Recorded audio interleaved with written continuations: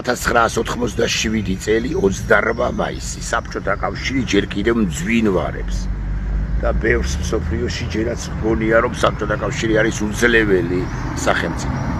ტანკები, ბირთვული იარაღი, მართალია პერესტროიკა დაწყებულია, მაგრამ შიში საბჭოთა კავშირის და ჯერაც არსებობს.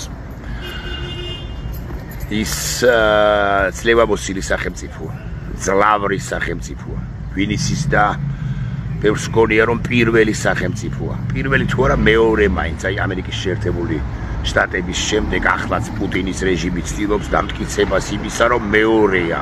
რეალურად 10-ს მიღმა, ჩემი აზრით, კარგი, 7-ს მიღმა. ამას არა აქვს მნიშვნელობა ახლა დღევანდელ დღეზე არ ვსაუბრობ, ვლაპარაკობ 1987 წელზე. და ამ ძლევამოსილად წოდებულ სახელმწიფოს რეალურად ანგრევს ერთ-ერთი ყოველ შემთხვევაში ვინც დაანგრია საბჭოთა კავშირი, ან მითი საბჭოთა კავშირის უძლეველობის თაობაზე, მაგრობის თაობაზე. ეს არის 87 წლის 28 მაისს სპორტული თვითმფრინავით რუსეთში, თავდაპირველად საბჭოთა კავშირში, მერე რუსეთში და მერე არა თუ რუსეთში, არამედ საერთოდაც მოსკოვში და არა თუ მოსკოვში, არამედ საერთოდაც წითელ მოედანზე მიფრენილი სპორტული თვითმფრინავით მიფრინდა ეს კაცი და დასვა წითელ მოედანზე სპორტული თვითმფრინავი მატიას რუსტი. 28 მაისს მოხდა ეს სწორედაც რომ ხშირად ამგვარ თქვენისდებართვით ვიტყვი ასე ფეიქ იმპერიებს ან იმპერიებს რომლებსაც საკუთარი თავი ყველაზე მაგრები ჰგონიათ ერთადერთი კინკილა სიმბოლური აქტი არღვევს, ანგრევს.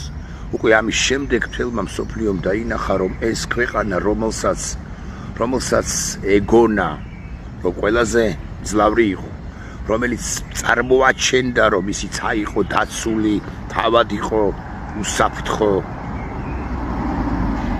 დაარსებული ქვეყანა, რომელიც იმპერია იყო მაშინგან არა, მაგრამ რეალურად ეს იყო ბზარ შეპარული იმპერია.